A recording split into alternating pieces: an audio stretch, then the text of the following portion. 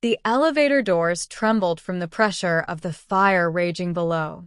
Smoke poured from the seams like dark rivers, and alarm screamed through the marble halls of the Novolith corporate tower. Ethan Hale's lungs burned as he shouted, "Is anyone still in there?" He was a maintenance worker, one of the invisible ones who fixed air ducts, pipes, and old elevators when executives weren't watching. But when the fire alarm had gone off, he'd seen the small figure trapped behind the glass of Elevator 7, a girl pounding frantically as flames crept up the shaft. Without thinking, he'd pried open the doors with a crowbar, the metal searing his palms. The heat was unbearable.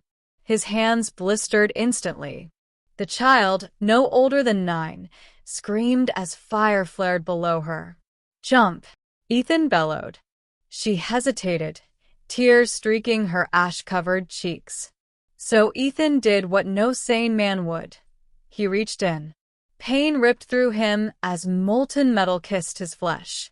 He grabbed her wrist and hauled her out just as the cable snapped and the elevator plunged into the abyss below. The explosion rocked the floor. Ethan shielded her with his body as glass rained around them. The girl sobbed into his chest. When firefighters arrived minutes later, they found him unconscious, arms blistered, hands burned nearly to the bone, but the girl safe. Ethan woke in the hospital 3 days later, his hands wrapped in layers of white gauze that glowed faintly under the sterile lights. He couldn't move his fingers. His first thought wasn't about himself, it was about his son. "Where's Noah?" he rasped, throat dry. A nurse smiled softly. "He's in the waiting room, dear.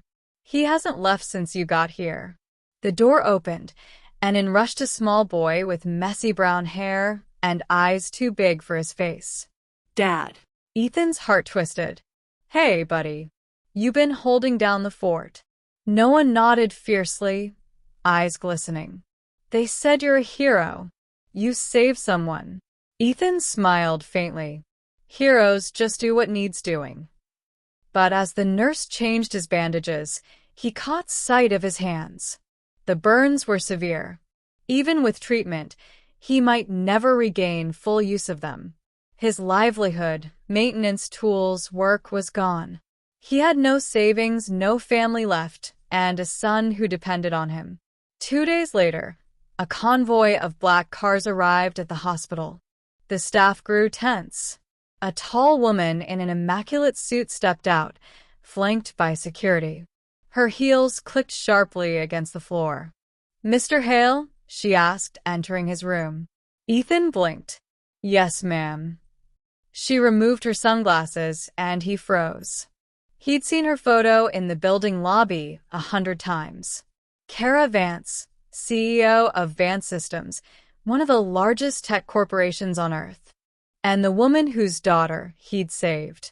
Kara's expression was poised, but her eyes were glassy. "You saved my child," she said quietly. "There are no words for what that means to me." Ethan shifted awkwardly. "Anyone would have done the same." "No," she replied, voice trembling. "Not anyone." My security team froze. "You didn't." She looked down at his bandaged hands and swallowed hard. "You lost your hands saving her." Ethan shook his head. "They'll heal." Kara's eyes softened. "May I offer help? Financially, medically, anything." Ethan hesitated. "Ma'am, I didn't do it for reward." Her gaze lingered on his son curled up in a chair beside the bed, clutching a worn-out toy spaceship. Something flickered in her expression, pity, admiration, maybe guilt. She left a card on the nightstand. "If you change your mind, call me." Then she was gone. Weeks passed. The bandages came off, revealing scarred, stiff hands. Ethan tried to grip a wrench and dropped it. The pain was unbearable. He lost his job.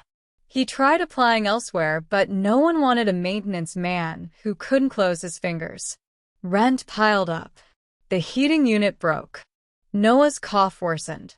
He stared at the business card lying untouched on the table for 3 nights before finally dialing the number.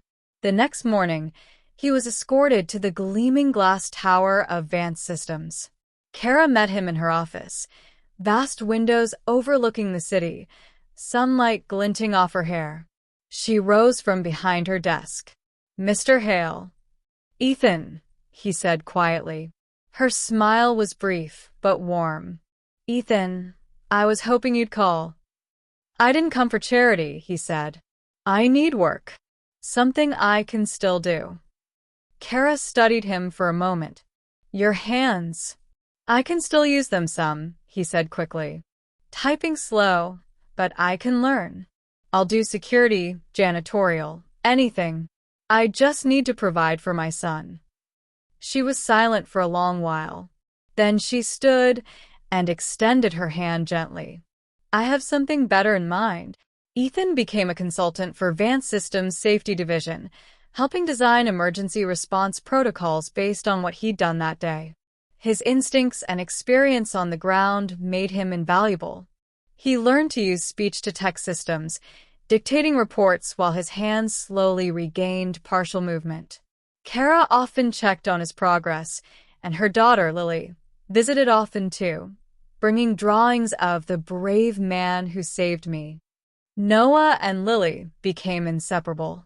Over time, Kara began joining them for lunch in the company cafeteria, the CEO eating sandwiches from vending machines just to make the kids laugh.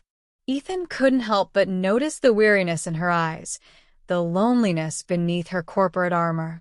One night, after hours, he found her standing alone by the panoramic window, watching the city lights flicker below. "You ever get tired of pretending you're made of steel?" he asked quietly. She smiled sadly. "Steel doesn't burn, Mr. Hale. People do." He held up his scarred hands. "Guess that makes two of us." They stood in silence, bound by scars invisible and not. Months passed. Ethan's reputation within the company grew. He became head of safety innovation, a position Kara insisted he accept. But his hands still pained him, especially during winter. When Kara noticed him struggling to zip his jacket one evening, she stepped closer and helped. Their eyes met.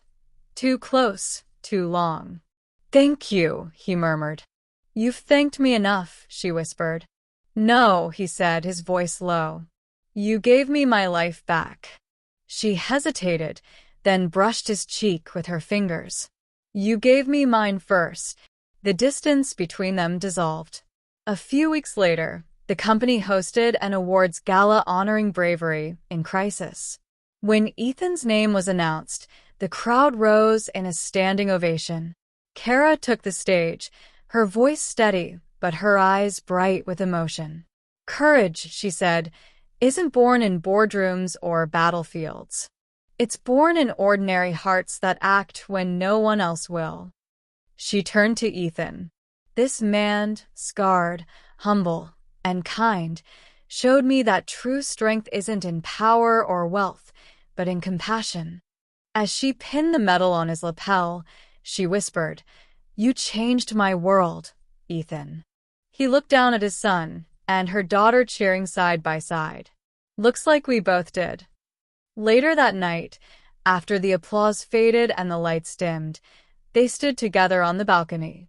The city stretched endlessly beneath them. Kara slipped her hand into his. "You never asked for anything, Ethan. Not money, not fame. Why?" He smiled faintly. "Because I already got what I needed." "What's that?" He turned to her, eyes soft. "A second chance." She squeezed his hand gently, careful of his scars. "Maybe we both did." And for the first time in years, Ethan felt something he'd thought he'd lost forever: peace.